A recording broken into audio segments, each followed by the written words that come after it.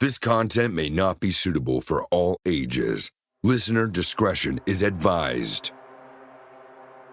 I distinctly remember the feeling of my tears running down my cheeks as I was laying there mortified over the fact that I couldn't make a single sound.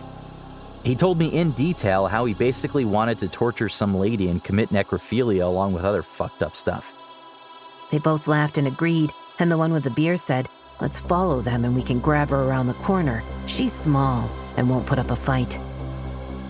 From Disturbed Media, join your host, Chad, for true tales of horror, bizarre happenings, and unexplainable events. This is Disturbed.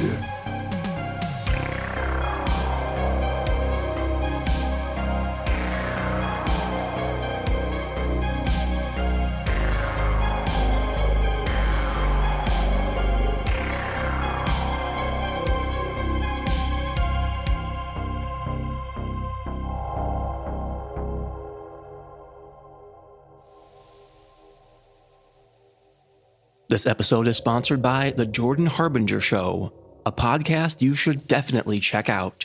It's one that I really enjoy and I think you will too. Search for The Jordan Harbinger Show, that's Jordan Harbinger, in Apple Podcasts, Spotify, or wherever you're listening right now. Welcome back in, everyone, and thanks for joining me. This week, I'm bringing you 4 true horrifying tales that will leave you on the edge of your seat. So sit back and listen close as we dive into the horror. We open the show hearing from Reddit user Ellisley, featuring voice work by Melissa Medina, and we get a visit from our sleep paralysis demon. I'm a 22-year-old female, and I've suffered from sleep paralysis on a regular basis since I turned a year old. Every single sleep of my life has either been an immersive or lucid dream or sleep paralysis. You might think I'm being dramatic when I say this, but I am 100% sure that my first ever memory was actually sleep paralysis. To start, I've moved at least 20 times since I was born, and I have memories of sleep paralysis in every single bedroom I've ever had. All of my descriptions of early bedrooms have been confirmed as accurate by my parents. We moved from my first house when I was around 1 year and a couple of months, so my first experience was a little bit after my first birthday. At this point, we lived in a 2-story house. I have 2 older brothers who shared a bedroom in the bottom story of the house right next to my bedroom. Our parents' bedroom was just up the staircase so that if their bedroom door was open, they could more or less see me sleeping in my crib. I was notorious for waking up in the middle of the night and screaming bloody murder at that age. According to my mom, there was absolutely nothing they could do to put me back to sleep as long as I was still downstairs in my room. It quickly became routine for my parents then to just bring me upstairs as fast as possible whenever I started screaming, mostly to spare my poor brothers from listening to my hysterics all night. Whenever they brought me upstairs, however, I would fall asleep immediately and never wake up until my parents had to physically wake me in the morning after. This was the routine up until my first ever experience. As per the routine, I started screaming my lungs out at around 1 a.m., according to my mom. She picked me up as usual and brought me upstairs to their bedroom and put me in their bed, where I quickly fell silent. Again, this was the routine they were used to. Now, this is where my first ever memory starts. I remember being tucked in between my mom and dad. I distinctly remember the residual scent of my mother's perfume mixed in with the smell of her breath on my face. My dad's hand was stretched over my legs and drawing my mother closer as they tucked in around me. Eventually, I woke up slightly confused. I didn't know why I was awake. I remember feeling very confused, and I wanted to try to explore the room and try to find out what had woken me up. No matter how hard I tried, though, I couldn't move a single muscle in my body. My eyes darted around the room, desperately trying to discover the source of my discomfort. Feeling absolutely helpless, I tried screaming out to try to wake my mom or dad so that they could help me, but no matter how hard I tried, I couldn't make a single sound. I distinctly remember the feeling of my tears running down my cheeks as I was laying there mortified over the fact that I couldn't make a single sound. That's when I saw them. 2 peculiar figures standing at the edge of the bed, their forms illuminated by the subtle glow of the moonlight creeping through the curtains of the window behind them. The figure on the left was the tallest. The one on the left was around half a head shorter. I couldn't really see much detail on their bodies, as their bodies looked almost as if they were out of focus. No matter how hard I tried, I couldn't focus on any detail. Their faces, on the other hand, I wished I could delete certain details. I want to reiterate again that I was just barely a year old at this point. My reference bank of people at this point was my parents and my 2 older brothers. Seeing those 2 figures standing at the edge of the bed, I remember immediately thinking that this had to be my brothers wearing masks or something. The worst thing, though, was that even though I thought that the figures in front of me were my big brothers, I was still terrified. Their faces held the most grotesque grimaces I've ever seen, and I still do not understand how I imagined them. The only way I can describe how the expressions were is, imagine if a fox and a badger were taxidermied, but the taxidermist's main inspiration was the uncanny valley. I spent years believing my brothers hid these horrible animal faces and would spend those nights at the end of my parents' bed just staring at me, just tilting their heads as they examined my small form, gasping, fighting against everything, keeping me from making noise. No matter what I did, though, I could never break eye contact with them. I know my description of my first ever sleep paralysis encounter might seem a bit long and too detailed. The thing is, though, although the subjects of my sleep paralysis has changed hundreds of times since then, they've always just stared at me. There's been talking, sure, but it's never been directed to me. I've had sleep paralysis where I've heard my entire family being murdered. I've heard people screaming outside that my house is on fire and that everyone needs to evacuate. But no one has ever talked to me. In 22 years of sleep paralysis, almost every single month, there was always at least one figure just standing at the foot of my bed, just staring at me, keeping eye contact. They've never, ever asked me a single question. They've never said anything directly to me. They've only ever stared at me. Until last night. The last few weeks have been filled with the weirdest kind of sleep I've ever experienced. I haven't experienced much sleep paralysis for the past few years. An isolated experience here and there, but nothing other than that. I used to sleep 10 to 14 hours every time I had the time to sleep in. This was especially true during weekends. As long as my blinders were up, I could sleep until physically disturbed. The past few months, however, something has changed. No matter how tired I feel, I cannot sleep longer than 6 a.m. at most. It absolutely does not matter how long I stay up, I still wake up at 6 a.m. on the dot. It's not that I feel like I've slept enough at that point either. I'll wake up exhausted and go to sleep even more exhausted and still wake up at 6 a.m. only to repeat the pattern. Yesterday, I went to sleep at around 10:45 p.m. I've been sick all week and I had a lecture today that I was excited for, and I wanted to make sure I was well rested for the next day. As I've said, I'm a 22-year-old student. I live alone in the same apartment I've lived in for 2 years with my cat that I've had since I was 8 years old. I haven't heard a single sound from a neighbor in the entirety of these 2 years. I went to sleep yesterday at around 2 a.m., absolutely exhausted. My cat fell asleep in between my legs, and I can't even say that I had any dreams. That was honestly my first sign that this wasn't going to be a quiet evening for me. My cat did wake up a couple of times in the early night, poking me and trying to get my attention. After 15 years, I know exactly how it feels when she's the one to wake me up. There is absolutely no room for confusion.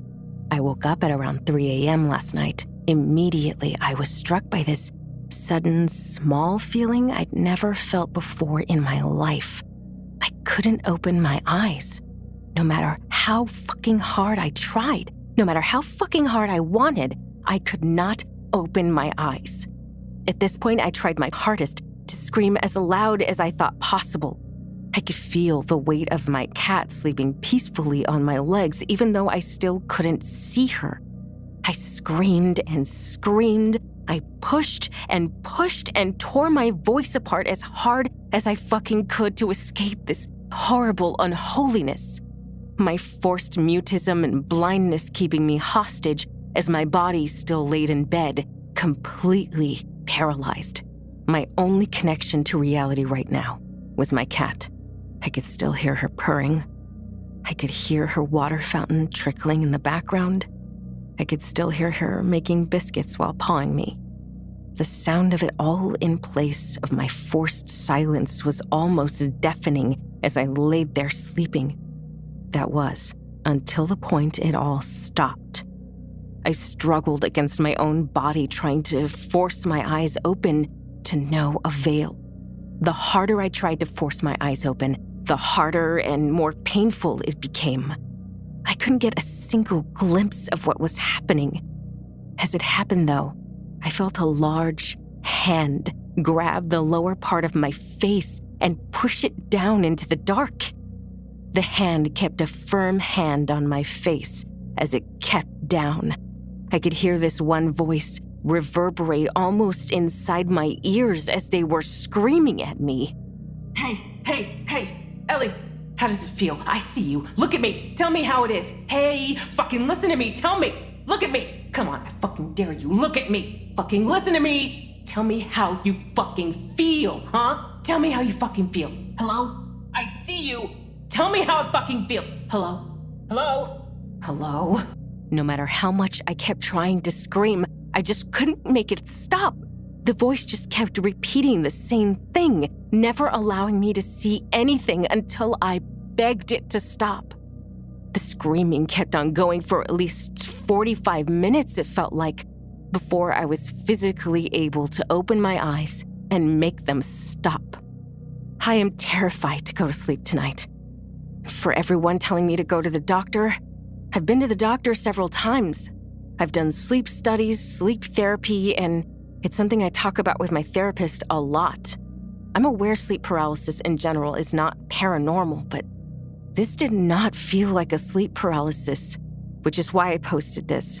My sleep paralysis is never actually scary to me because I know what it is, and they're always just standing there. I have several tricks I use to normally bring myself out of paralysis, but none of those worked this time, which again made me feel like this wasn't normal. Thank you for all the tips and reassurances, though. I appreciate it.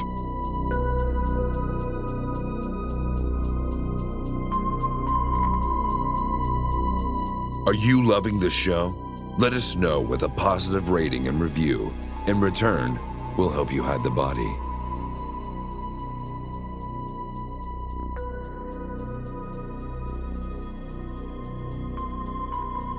Up next, we check in with Reddit user OldAd2959, featuring voice work by Tom Aglio.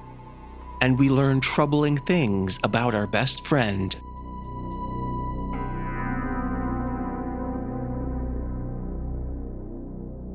For some context, I've been friends with this guy for a little over 3 years. When I first met him, I thought he was hilarious, kind, intelligent, and overall a really interesting person. Everyone thought that of him, and they still do. He's loved by his peers and is a very well-known member of our community. This is important later. We didn't become best friends till a few months into our friendship. One day we were joking around and we had a genuine connection with each other.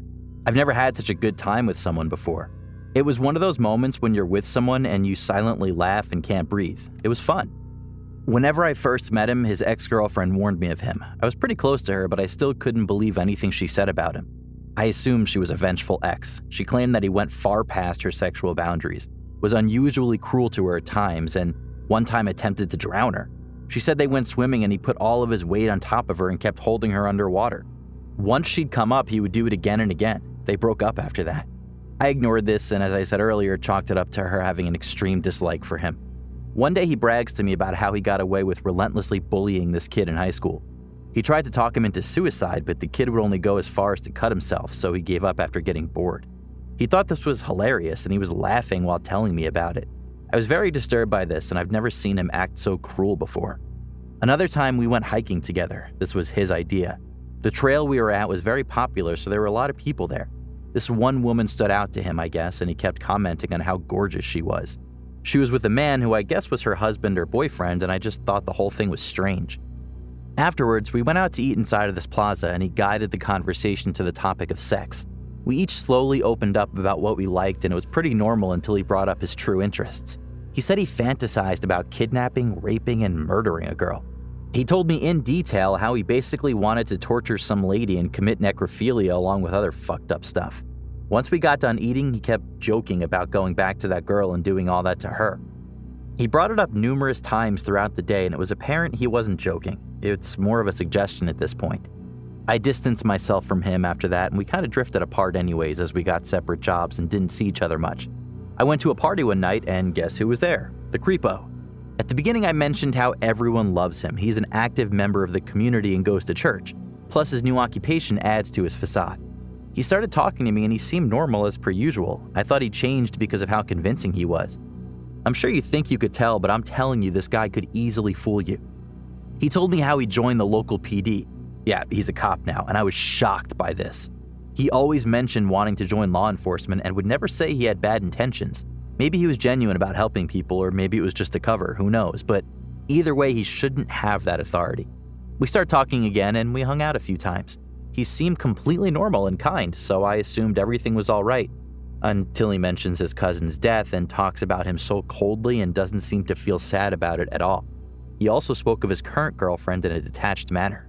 During our friendship, he told me he abused his dog and killed others when he was younger, and recently he bragged about kidnapping a sex worker and scaring her. Anytime I asked him what he meant by scaring, he'd become hostile and refused to go into further detail. He's always loved going into detail, so I'm curious about why he isn't about this all of a sudden. On New Year's, we went to a bar and he nearly killed a guy. He literally beat the guy till he was choking on his own blood, and he didn't stop till I said the poor guy could die. I tried to stop him physically, but he's a lot stronger than I am. He turned around with his blank expression on his face and casually went back into conversation. I've reported him to the police anonymously, but I haven't heard anything back from them. I'm convinced he's a psychopath or something along those lines. TLDR, former best friend, nearly drowned ex, abused and killed animals, tried to talk guy into suicide, fantasized about kidnap, rape, and murder, is a master manipulator, and nearly killed a guy. He joined the police department and goes to church, is well-respected and well-liked member of the community, and no one suspects how fucking crazy he is unless they've fallen victim to him or was close to him. Update, I contacted the FBI in my state and they said that they would look into it. After the conversation, I had high hopes that this would be resolved. It sounded promising. I have more stories about some horrible shit he's done if any of you are interested. I've also received a lot of comments asking how I ignored the red flags for so long, and I don't have an answer for that. It was stupid of me to believe everything he said, and I should have listened to my friend, his ex. I'll update further once I receive more information about him. Thank you all for the advice you've given.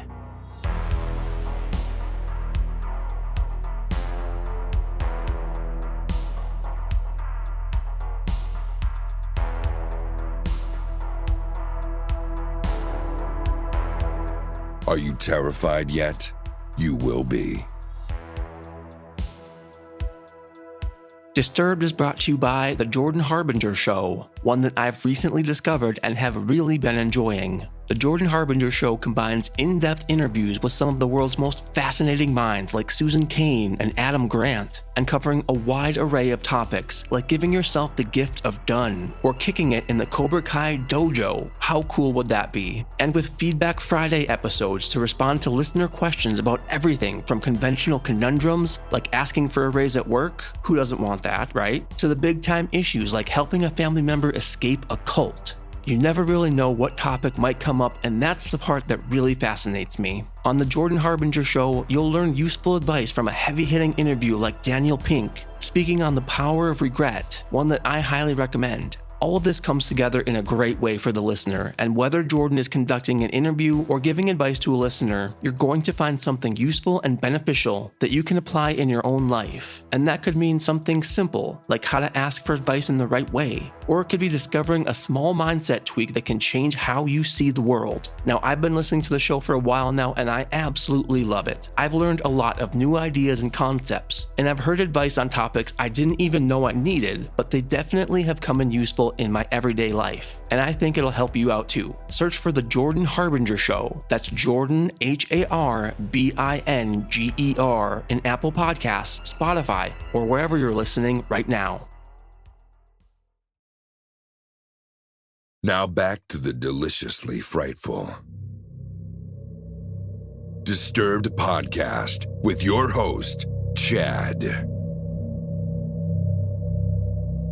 Up next, we hear from Reddit user Hours and Hours, featuring voice work by Tanya Eby, and we nearly get taken.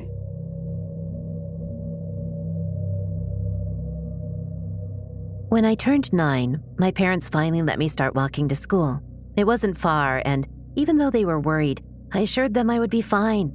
I was so excited because my best friend lived next door, and that meant we could walk to school and back together every day.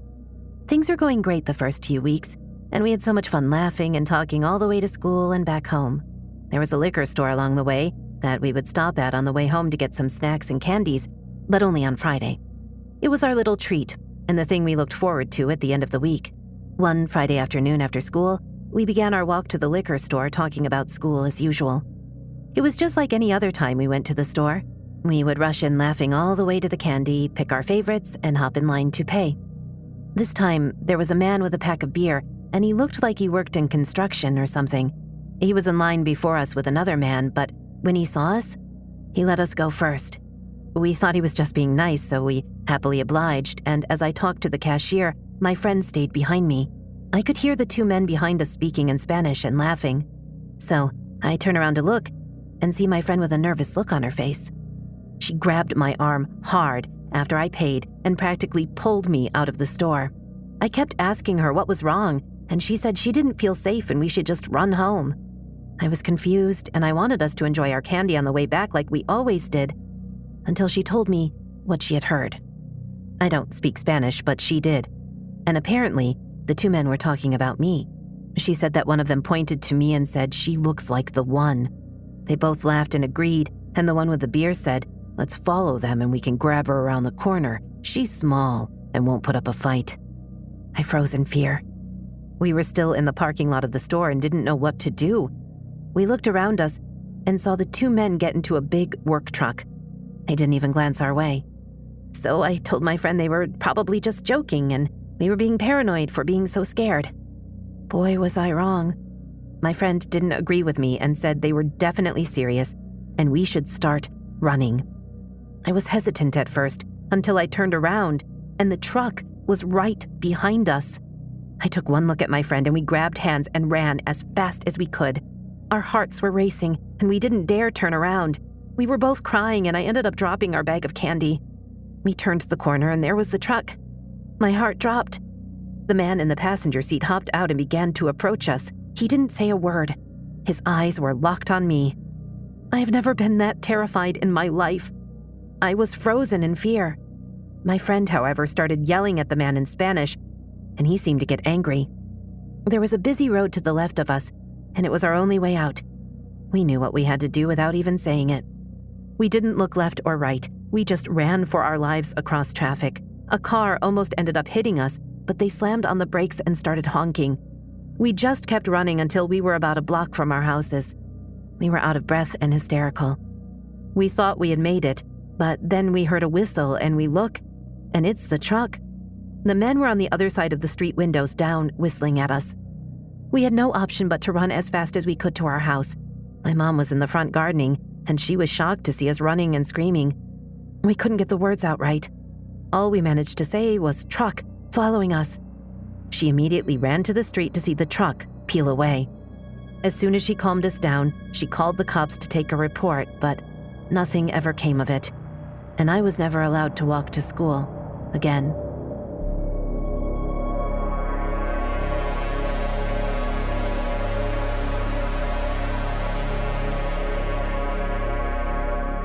Are you listening alone? Rather brave of you.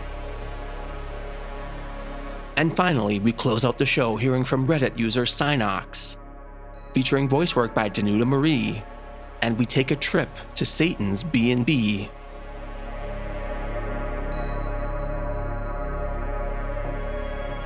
A story on here reminded me of the time some friends and I stayed in what had to be the third most shady hotel in Vegas, which for Vegas is saying something, when I managed to inadvertently traumatize the entirety of my company as I recounted what I considered to be an amusing childhood story.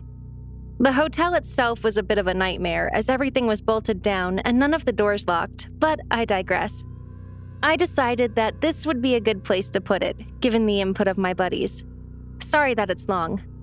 The story itself is about my family's run-in with Satanists on a trip to upstate New York. Though the growing expressions of disbelief and horror on my companions' faces assured me that the story was not, as I had previously considered, funny per se.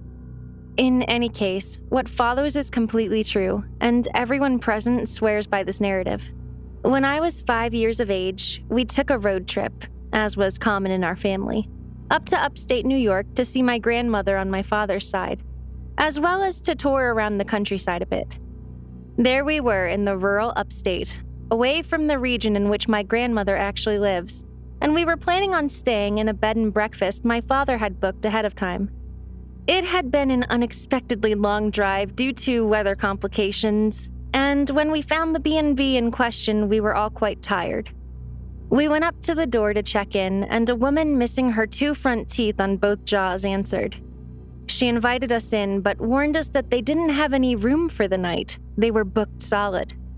My father protested that he had made the arrangements in advance, but she said she knew another hotel that had vacancy just up the way, and she would give them a call. And she assured him they would offer the same rates. But first, she insisted on showing my parents around, as her husband was an artist and she wanted to show them his studio and famous artwork. We were all invited in, but after seeing the first few pieces of naked women missing their front teeth, bound or being tortured in various ways, my parents opted to leave the kids outside with Grandma.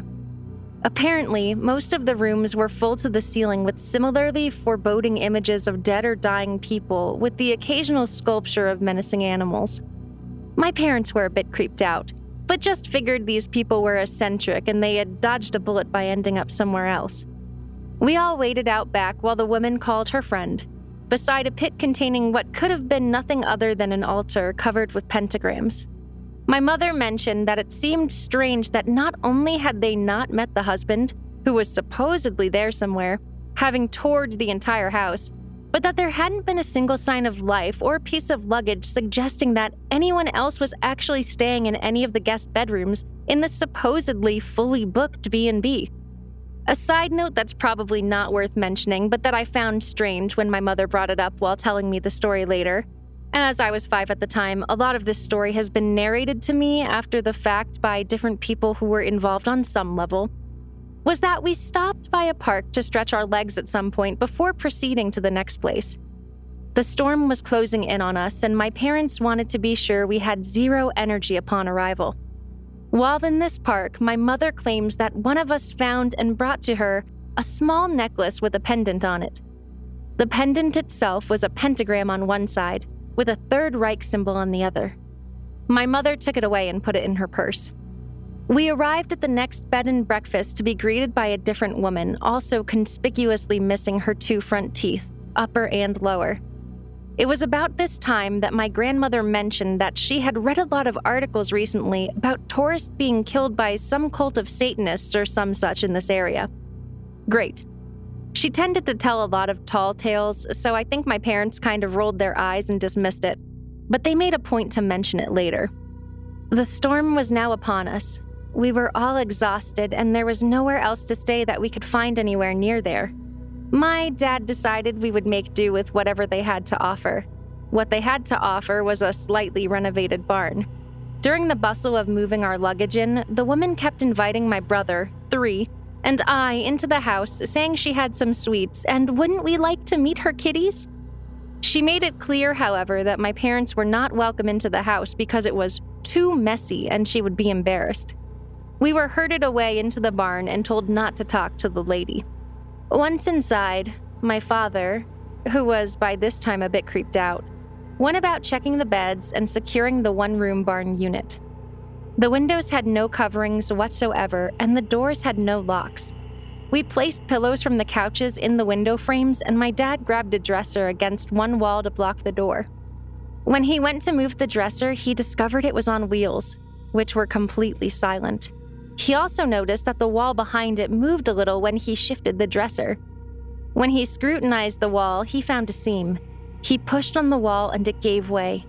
2 invisible doors opening outwards into the night, and just outside was a dark-colored van which had been backed up to the opening. Livid, my dad went about rearranging all the furniture in the room, stacking the heaviest against the outward swinging doors, and moving the mobile dresser with various loud objects behind it against the main door. When he had completed this and we were all starting to settle down at about 11 p.m., the woman brought us fresh-baked blueberry muffins.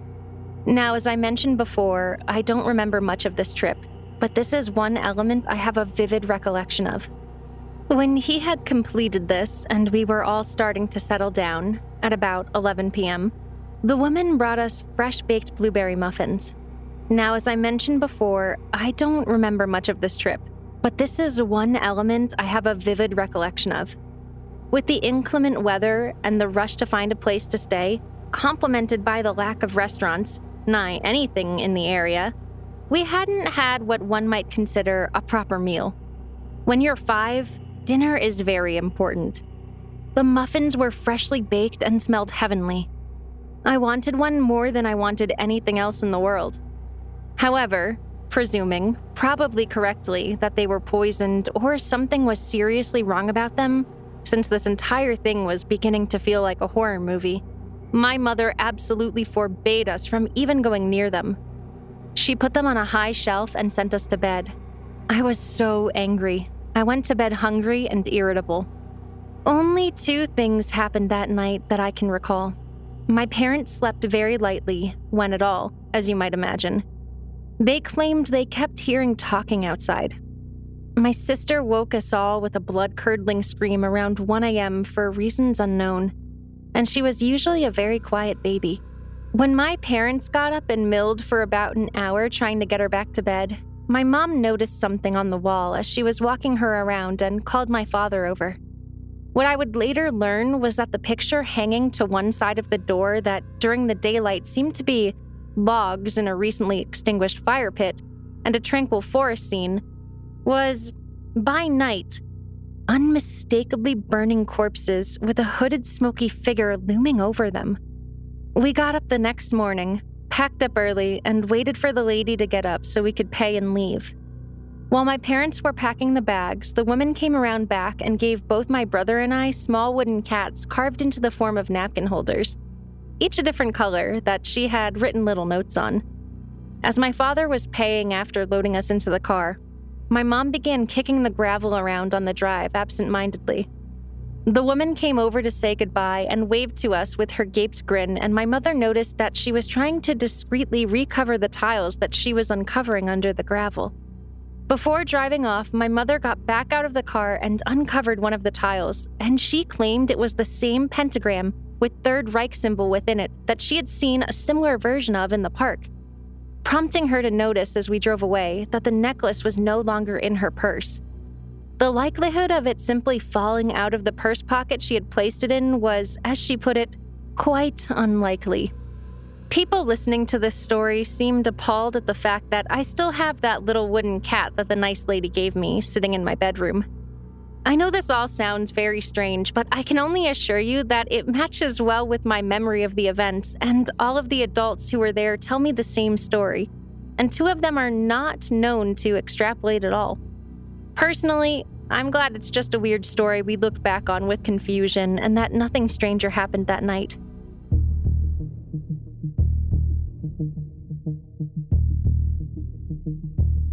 Follow our social channels on Facebook and Instagram at Disturbed Podcast and on Twitter at Disturbed_pod.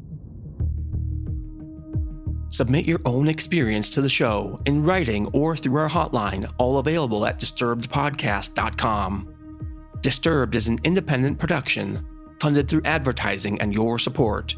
And if you'd like to support the show, you can get early access to our premium feed featuring ad-free listening and bonus episodes. Visit patreon.com/disturbedpodcast to learn more. And a big thanks to our newest supporters: Anaru McGee, Double D's Kelly Lee, Stan Ewing, Kiyodashi Kuhn, Michaela Beers, Valerie Anderson, Leanne Lovick, Faith Lee Ann, and Becca Smith. They all get instant access to our catalog of bonus episodes, ad-free listening, and 24-hour early episode releases. And you can too. Patreon.com/disturbedpodcast. Music by Carl Casey at whitebataudio.co.ag. Thanks for listening. We'll be back next Thursday with a brand new episode. And stay safe out there, y'all.